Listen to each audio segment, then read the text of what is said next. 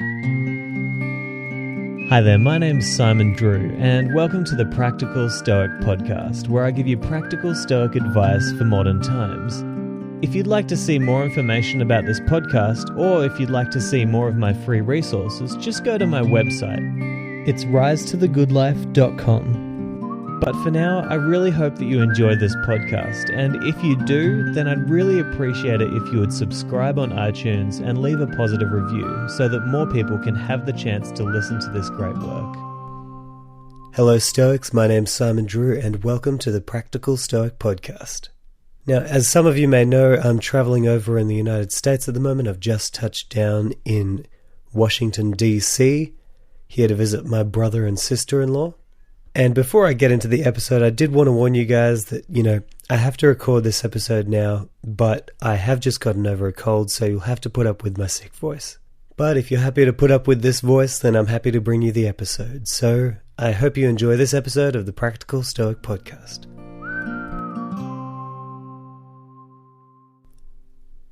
As true Stoics, we must constantly be working towards becoming more perfected people. We should be learning constantly, and we should be keeping an eye on our faults so that we can correct our paths along the way. But what should we do when we keep on going back to our negative habits? What should we do when, no matter how many times we try, we still end up doing the same old things that got us those same old bad results? We've all been there, those times when you know that you should be doing one thing, but your monkey brain has other ideas. Times when you know that you should have acted differently or behaved in a different manner, but for some reason things just got out of hand. Maybe you're on a diet, but you just can't refuse that chocolate bar on sale at the checkout. Maybe you know that you shouldn't be gossiping, but you seem to always find people to gossip to and about. Or maybe it's something a little bit more serious, like a lifelong addiction that you know you'd be better off without. But every time you try to quit, it pulls you back in again. It can be so demoralizing. It can literally drain you of all your energy until you don't want to try anymore. Or even worse, it can make you question if you should be changing in the first place. Well, if you can relate to anything that I've said so far, then listen in, because I'm going to share some great advice from Marcus Aurelius about what you can do whenever you feel like you could have done better. He said, quote, "Be not disgusted, nor discouraged, nor dissatisfied, if thou dost not succeed in doing everything according to the right principles. But when thou hast failed, return back again, and be content if the greater part of what thou doest is consistent with man's nature, and love this to which thou returnest." End quote. This advice should be extremely helpful to any of us who have tried and tried again to make important changes but have many times fallen short.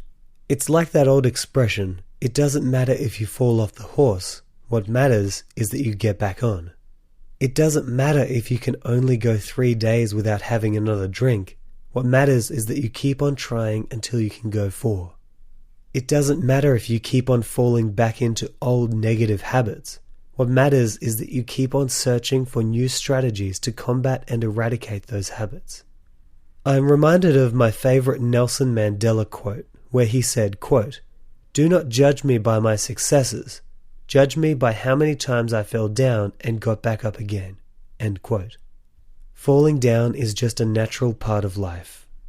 Going back to what Marcus Aurelius was saying, I think one of the most important parts of that quote is where he says that we should love that to which we return.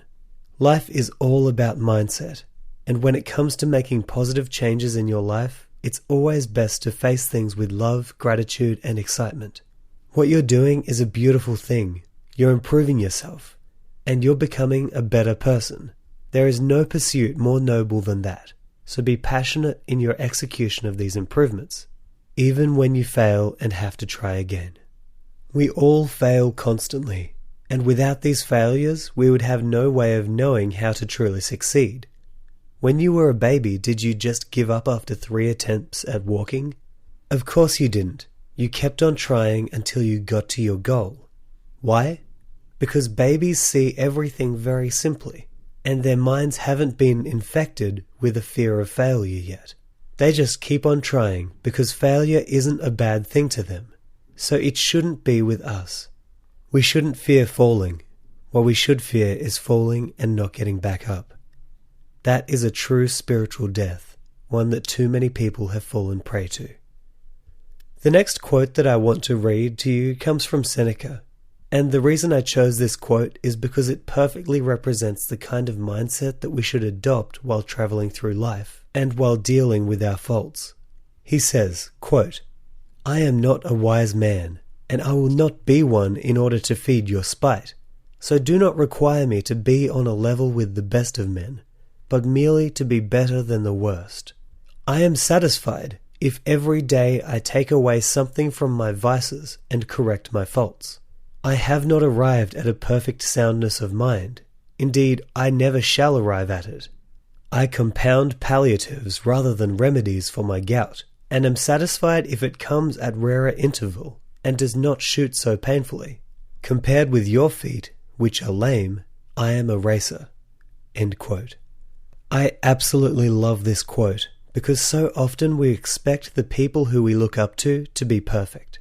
We expect that they will not have any faults or failings, and we believe them to be impenetrable, but that simply is never the case.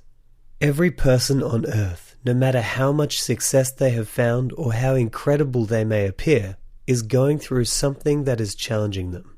Some struggle in their relationships, others with addictions, and some people just can't seem to break those old bad habits. We are all on our own personal paths that present unique challenges, and Seneca was no exception. Seneca is a perfect example of a man who was wholly dedicated to philosophy, and yet had conflicting struggles in his career as a politician.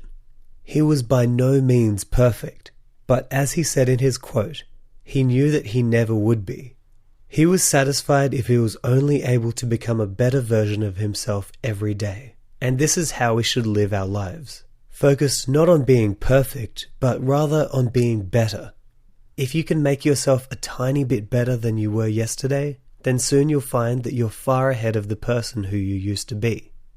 Jim Rohn often taught that all that life asks of us is that we make measurable progress in reasonable time. What a beautiful way to look at life. We don't need to make giant leaps ahead. We don't need to achieve the highest glory possible. And we definitely don't need to be perfect. All that we should aim for is to keep on trying and to make measurable progress in reasonable time. Or in other words, to become better each day in small and simple ways. If you fall, get back up. If you don't succeed, try again. If you fall back into bad habits, dust yourself off and rest assured that even though you struggle today, you are still much stronger and better than you once were. Console yourself with the knowledge that you are only human, and humans make mistakes. But you're doing the best thing for yourself by persevering in the direction of a better life and a better you.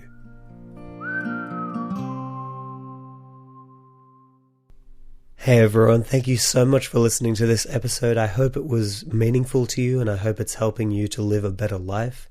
And I also apologize for putting you through this terrible voice of mine. You know, lately I've been so grateful for all of you who've been reviewing the podcast or who have been reaching out to me.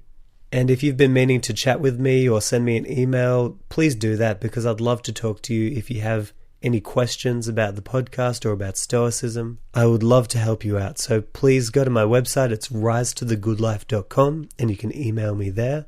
Otherwise, you can just message me on my Facebook page, which is either Simon Drew or Daily Stoic Quotes.